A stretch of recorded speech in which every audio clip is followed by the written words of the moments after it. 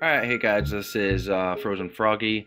I am doing a voiceover to this video that I just took moments ago. I went 30 and 5 with a 6, that's a 6 KD ratio. I'm going to show you guys what I did. I was the plumber through the whole thing, as you can see here. So yeah, let's get started. So you can see I'm the plumber. I only have 2 upgrades. I can't remember what they are, but I only have 2. Usually it spawns. It's done it for me. Spawn me where the portal on the side. The portal's supposed to be built. So it's only not done it once, but all the other times I have spawned on the side where the portal has to be built. So here I am building it. We usually be met by enemy forces there. I don't think I killed anybody there, but I did weaken them. Yeah, I didn't kill anyone. I got 100 points for the portal being built.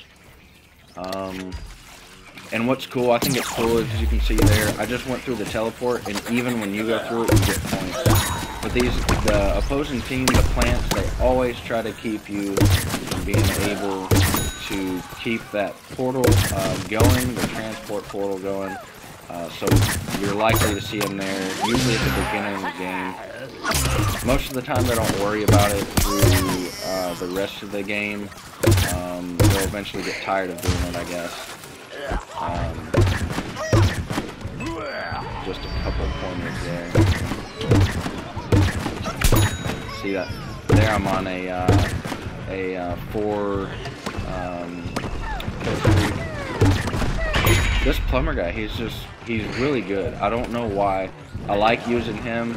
If I'm just messing around, not trying to level up really, I will go to this guy just to get a bunch of kills. I wish I had recorded it before, and I don't think I had my capture card at the time, but I had gotten 54 kills. I don't know how many times I died. I didn't die that many though. I think I had like a 6 kill death ratio or something like that.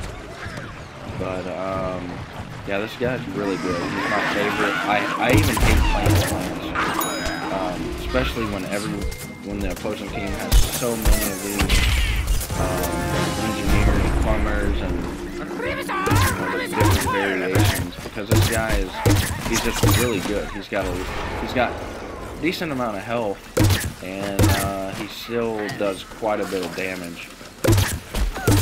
And splash damage is really good too, as you'll see later in the video. You don't even have to hit them like directly, so you can do splash damage on multiple. I mean, it's just amazing. The guy is really good.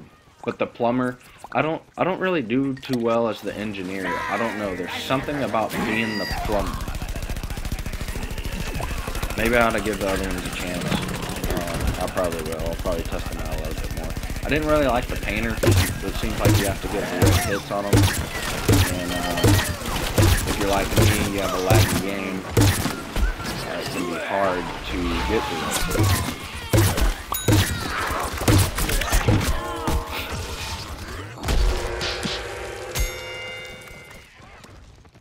But right now I'm not really playing how I normally do. Most of the time, the whole games, I will stay back. I will stay back and shoot just into their base. There I got 10 points for the spike weed. And that's another thing. When you sit back and shoot into their base, you're getting, you might be hitting potted plants, you might be hitting players. Maybe you're destroying mines, you're destroying spikeweed plants and stuff like that. So you're getting mass amount of points. If you end up killing them yourselves, if you end up killing the players themselves, then you get, points for that. If you don't kill them, you still get assist points. So I like just hanging back. I think later on in this video, if I remember right, I can't remember the locale. It's not the next one, but the one after that, where I just kind of hang back. Doing a little bit of it here,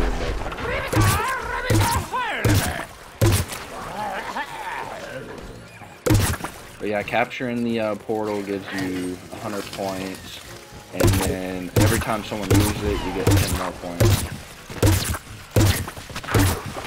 And I think the chompers are probably the engineer, all the variations of engineer, probably the worst target. Also, because they do have a lot of damage, people know to take those and go after the high, the guys with armor. You know, you don't really have armor, but the ones with most health, which would be, if I'm not mistaken, I think it is the engineer and the all-star. But it's good for the engineer variations because you have the stuns you can see here, which pulls them up out of the ground if they try to burrow to get you. So it's very useful. I don't know what the cooldown on it is. I would estimate probably about 30 seconds. 30-second cooldown on it.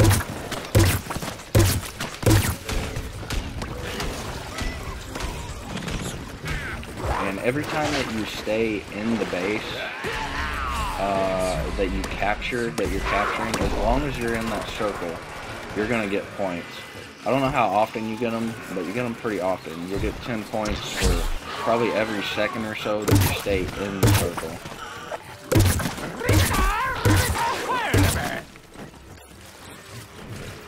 And when you do capture different bases and stuff like that, it's always a good thing to go around and clear anything up, because a lot of them like to stay behind. A lot of the opponent players like to stay behind and get you as you're passing by when your back's toward them, because really they can't move that fast. The pea shooter can move. He can move pretty quick if he uses, I don't know what it's called, but when you press right bumper,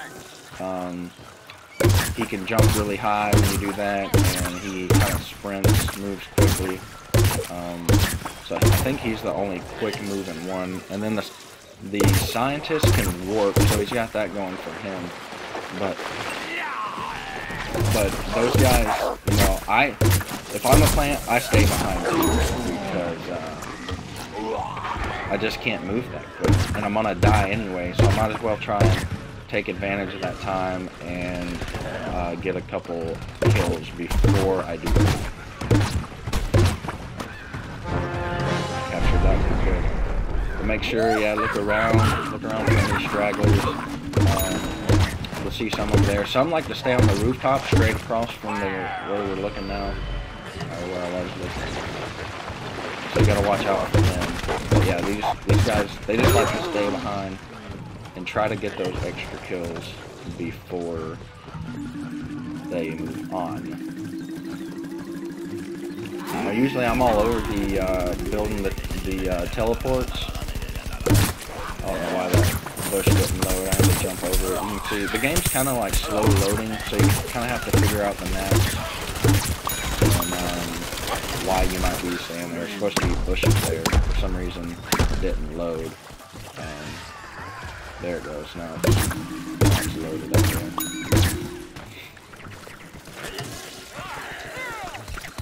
But the game is really fun. It's me and my son, my 6-year-old son, enjoy playing it. Obviously, the first Plants vs. Zombies got us hooked, and I was expecting the same thing from Plants vs. Zombies 2. And when we put it in, this is what happened. We were both, I was kind of bummed at first, but I was like, wait, this can be fun. And it really is. I stopped playing Call of Duty to play this. But that's a whole nother story. I'm not gonna go into that.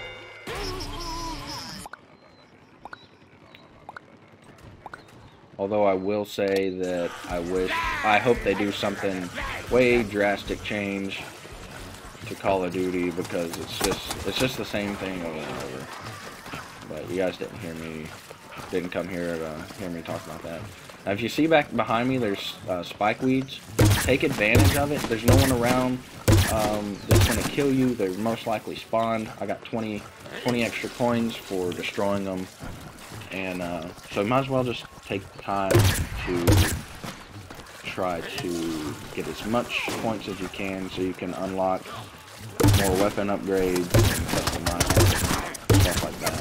I want to mine that guy laid down. Points for that too. You can see the splash damage working there on that chomper I just took out. And there I try to utilize it more, but it's just not. It's either not hitting him or someone killed him already. Those guys caught me off guard. But there I had 25 kills already. This game is actually pretty quick moving. The game where I had 54 kills, I think it seemed like we waited till the last second to actually take the base. And I know I mentioned it earlier, but I don't even think I've taken any of the base. But you do get points if you send that circle to take it. So it's all dependent on what you're playing for. You know, this game mode is capturing bases, and the plants are trying to defend the base. But I like to get as much kills as I can because that gives me more points. There's always stragglers in the bushes to my right. I'm surprised there weren't more. I'm surprised I even didn't go check. Maybe, I don't know.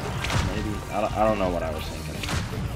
And if you see a down guy like that, well, I tried to revive him, but he left. I think you get, it's either 25 or 50 points for each revive that you do. So that helps out quite a bit. And now this is the last part of this level. You got to get 5 zombies inside the house. We've already got one. You can see at the top of the screen, right in the middle. We've already got one in with almost a full 4 minutes. Now usually I will stay right at this part. I'll stay right here and just shoot. Lob those plungers right into their base and get a lot of splash damage. But there's only a guy or so in there right now. And you gotta look out for the chompers like that too, because they like to hide around corners. So as soon as you come around, they'll burrow and get you. But when you lob, if you sit there and lob these things into their base up there where you go into the mansion at the entrance, you'll take out mines, spike weeds, tall nuts, and all that stuff, and you'll be racking up points, kills, and everything. It's, see, look at all that. Ton of damage on this. And there we have won the game. At the end, you'll see me in the bottom left-hand corner of your screen over by the statue. Just to the left of the statue, you see me running around the plunger, the chompers next to me. You can kind of like dance around and stuff like that. Which I think it's kind of interesting. But this shows that we took every base that the plants were defending. We got 15,000 points plus fairly quick game though, like I said. 30 kills and 5 deaths. You see my stats there. I got the assist master and vanquish master, so I got the most assists and most kills out of the game.